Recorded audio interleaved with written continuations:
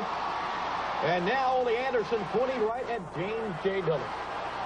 Well, Ole Anderson's up to his old tactics, Tony, of trying to intimidate me. This thing, a lot of deep-seated resentment for the Horseman on the part of Ole Anderson, and the feeling, I have to admit, is kind of mutual.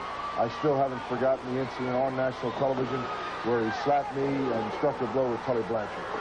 Pounding Arn's head right to the mat, and Arn takes a spill once again to the other side, right onto the floor.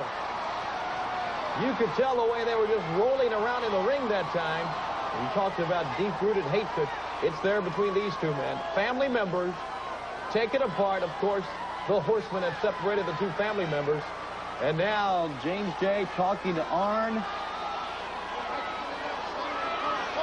You know, Ole Anderson, Tony, is a man kind of left out on a limb the way I see it.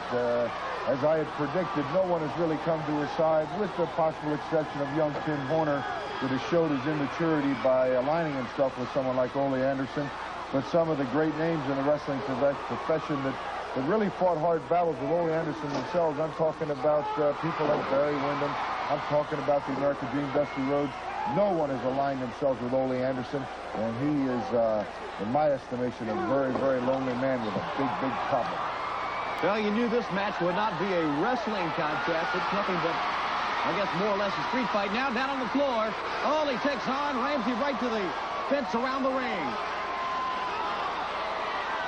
And once again, head first right to the fence that time.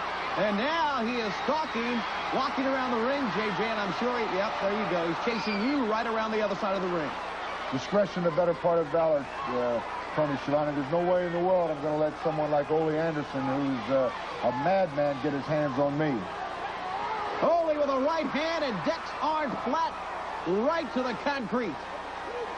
Really has Arn in trouble right now, and now right on the steps. Right on those wooden steps leading right up to the ring. Well, nobody throws a harder punch than Ole Anderson, but he has used the rail, he's used the fence post, he's used the step, he's used everything that he could possibly get his hands on, and he has inflicted some punishment on Arn Anderson. Arn with the chair on the opposite side. Ole gets it. Oh, Tony right down across the head with the chair. And he has something in mind with that chair too, JJ. Well, he's going to have to do some running to catch me. He certainly is chasing James J. Dillon around the ring. Now looking I'm for hoping, I'm telling Arn Anderson, please get up and take me out of this predicament. And Arn staggering to his feet on the opposite side. He is really hurt right now. Ole gives that little shuffle in the center of the ring. And a right hand again. And Arn really in trouble as he goes down home. But again, Arn Anderson showing why he's one of the four horsemen, Tony, because in spite of all the punishment that he's taken, he's still in there fighting.